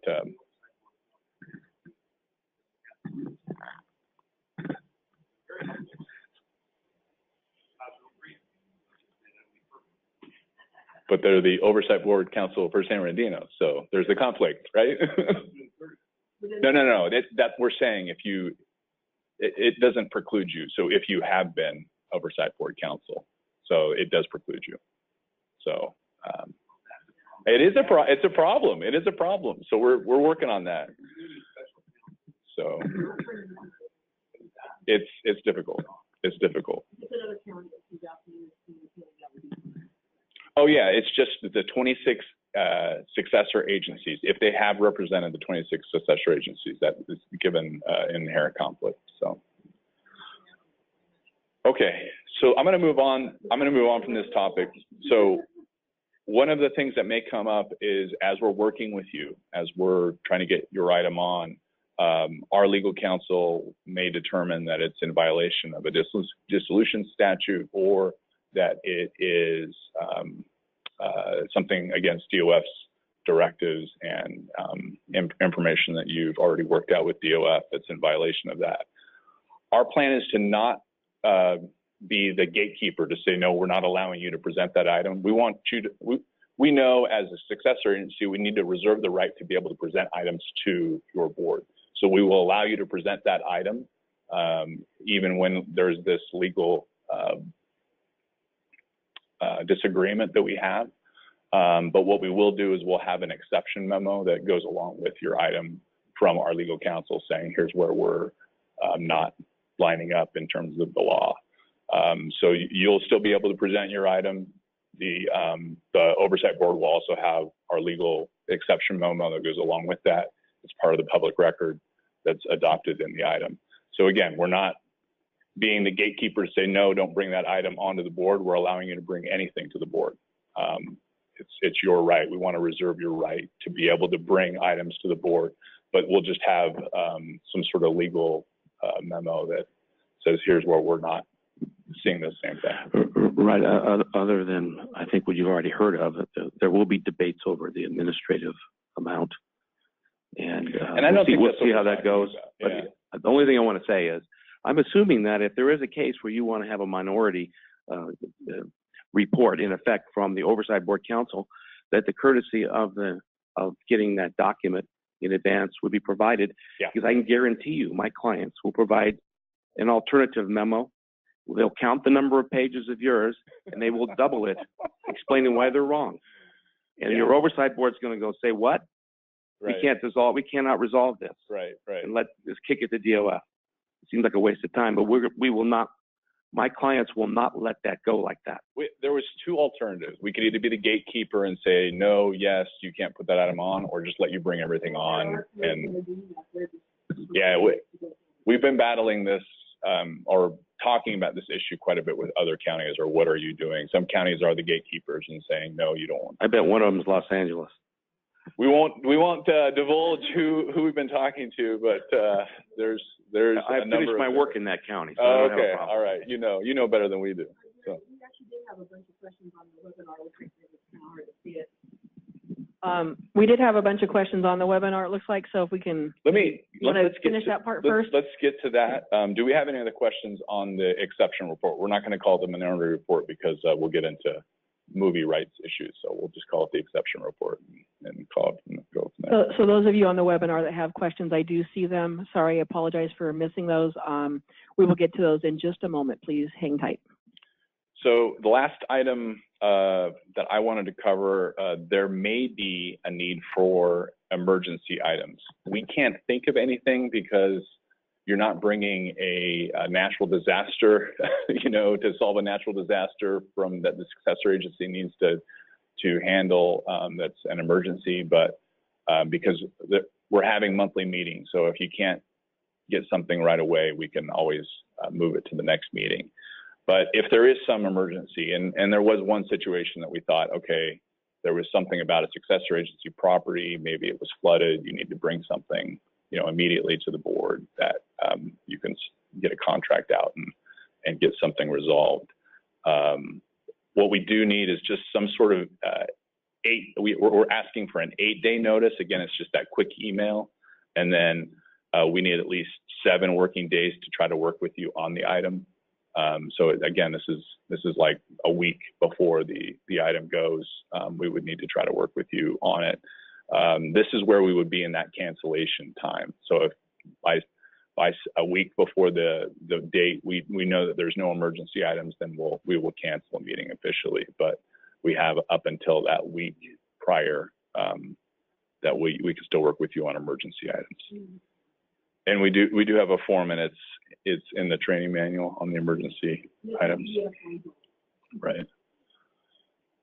This is all of our contact information. Many of you know Linda. Linda couldn't be here today, and she's very, very helpful. Fran's with the Auditor Controller. Sorry, Franz, we didn't recognize you at the beginning, but Fran's also with our Auditor Controller's Office Property Tax Division. Dina's also working with us on that. She's not here today as well, but she's always been really helpful on helping many of the cities in the county work on RDA dissolution issues. And then Rebecca and I's contact information is also available to you. Now, let's get to questions here, and then we'll get to questions on the webinar. Is that the plan? Okay. Cheryl. Hi, Cheryl Morossi from HTL. I noticed, and I apologize if I didn't hear this before, but I noticed the first meeting scheduled is August 13th of 2019. So does that mean that the board is not going to be, the oversight board is not going to be available during the month of July? We will have a meeting the month of July. The plan is to do most of the administrative items, like approve have the oversight board ratify the meeting calendar, select the vice chair, bylaws, a lot of the administrative stuff that we're handling for you again.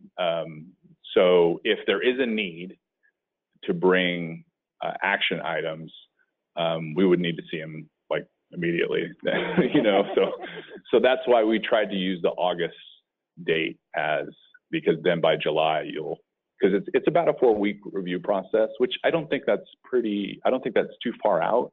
You know, you can notify us 5 weeks in advance saying, yeah, and then start working on your items 4 weeks. And we're kind of back and forth for, 3 or 4 weeks in the final week we're posting. So 4 weeks seems pretty reasonable on working with you guys on the items. So, but yeah, we officially, it's not official because they haven't adopted a meeting calendar. So that would be the first meeting. So it's actually a special meeting. But what was the date on that? July 13th, 14th? 12th. I was close. Oh, so then the soonest would be after that point, then I would imagine. The next meeting after July would be the August date, okay. August 13th, 2018. Okay, thank you. Any other questions from the audience here? If not, we'll go to webinar. Webinar question. So the one's already been answered, but who is legal counsel to the Countywide Oversight Board? Gary mentioned earlier there's an RFP currently out, and that will be determined, so we do not have that information at this time. The next one is for calendar timing. Is any consideration going to be given that many cities are closed over December holiday, so process may need to be moved for notification dates to early December? And for that, I would say if you're not going to be there, just make sure that you may have to send us the draft item earlier or notify us earlier.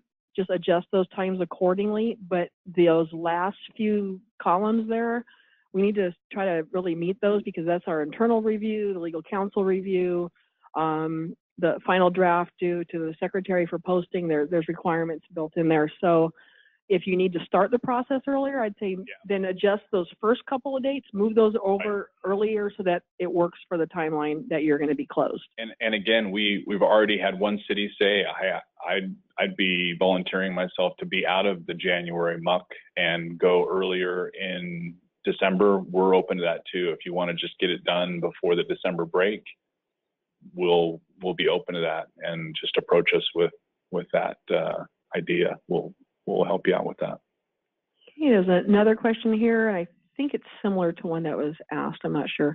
How would board objections to ROPS work for those scheduled for the 30th? Deadline to submit to DOF is 2/1.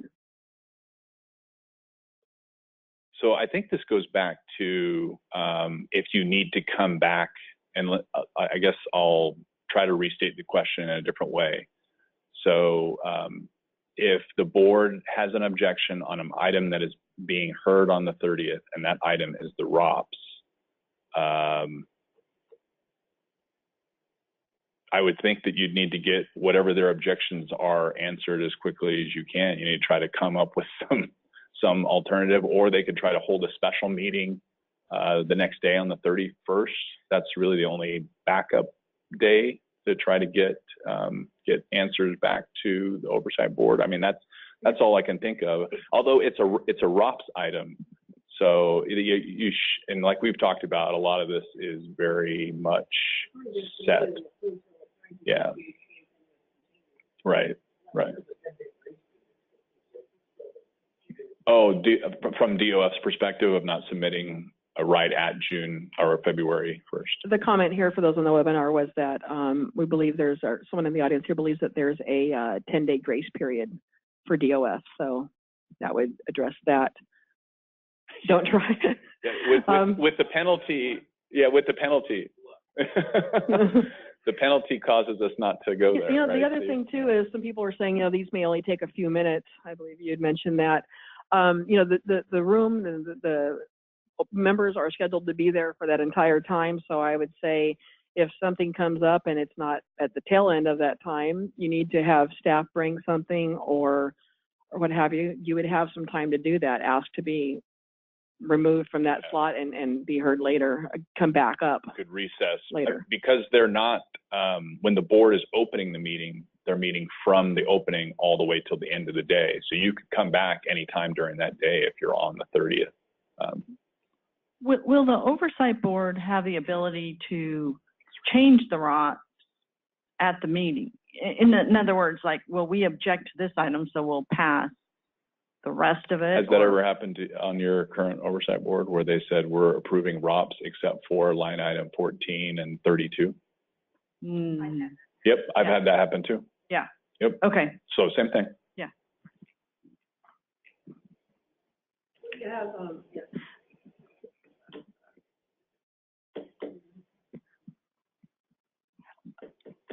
We have one more question here in the audience, and I'll resume the webinar questions.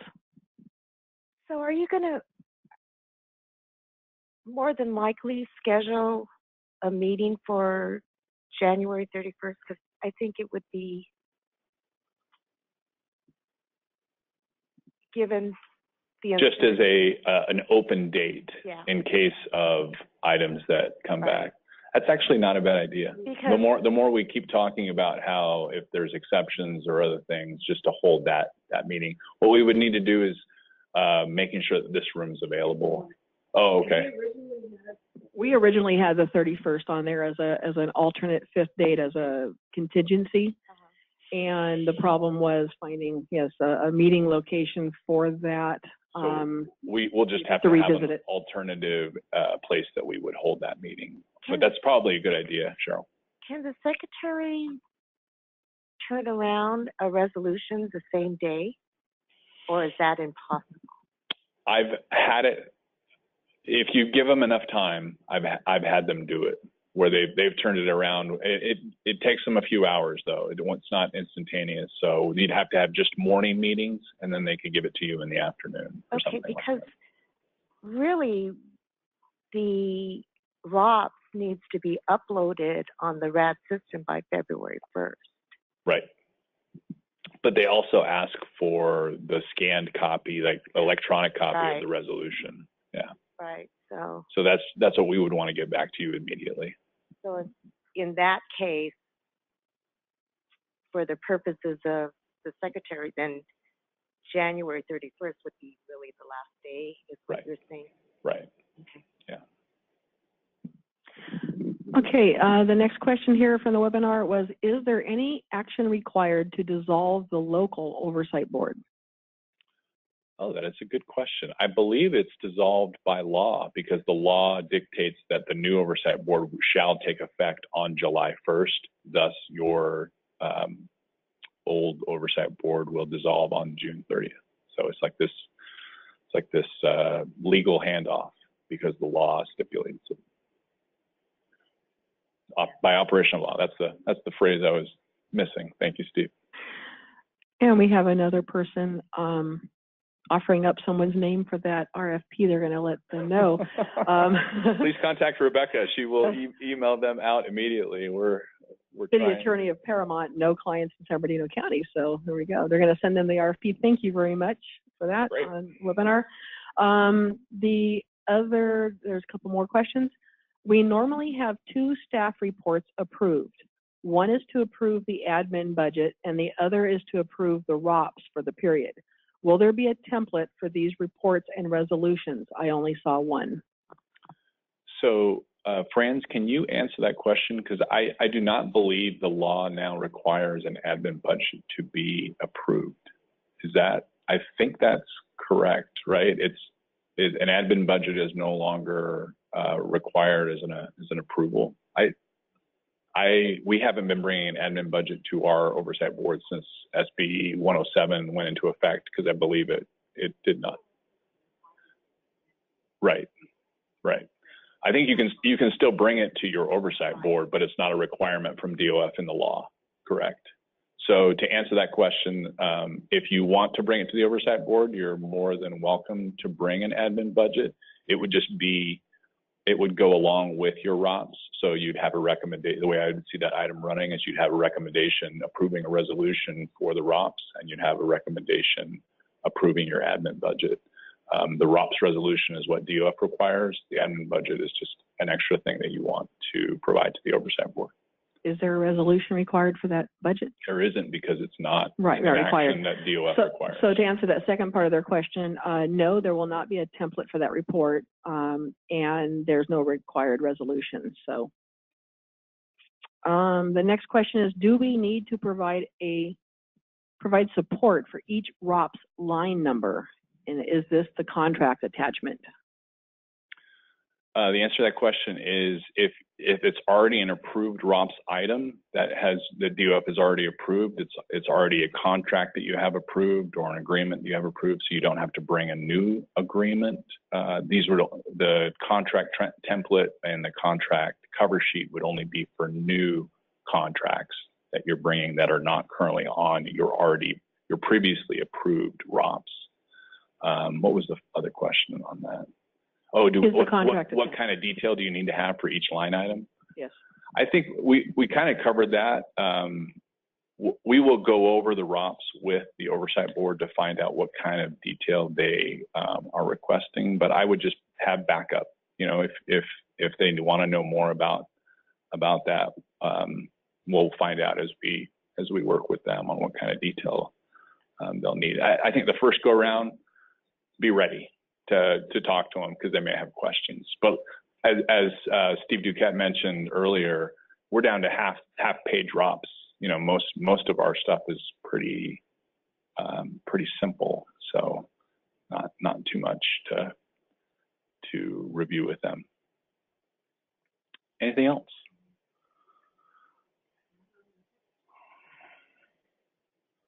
I think another question just popped up. Yes, there's one more. Do we still have to take the ROPS to the Successor Agency Board before sending it to County Oversight Board? I'm going to leave that up to your successor agency. If you feel that you need to update your City Council, which is your Successor Agency Board, prior to bringing it to the Oversight Board, that's up to each individual city if that's what they want to do. I don't think anything in the law tells us exactly what steps need to be undertaken, but a lot of cities want to make sure that their city council knows what's going on before they bring it to another board. And so that's been the practice, to bring your ROPS to your city council, to have your Successor Agency Board approve it prior to the Countywide Oversight Board. So it's up to you. Okay, there's no more questions on here. If you have one, type it in really quick. We're going to wrap things up. Yeah. thank you so much for all those who attended and for those that were on the webinar. What we're going to try to do, if we can, is put this webinar either on YouTube or Vimeo. So if you have questions, you can go back and watch it. And like we said, we'll email out all of the information that was presented today, the PowerPoint, the training manual, the attachments. Rebecca and I are always available. Franz is available. Linda's available. So if you have any questions, feel free to contact us. And thank you very much.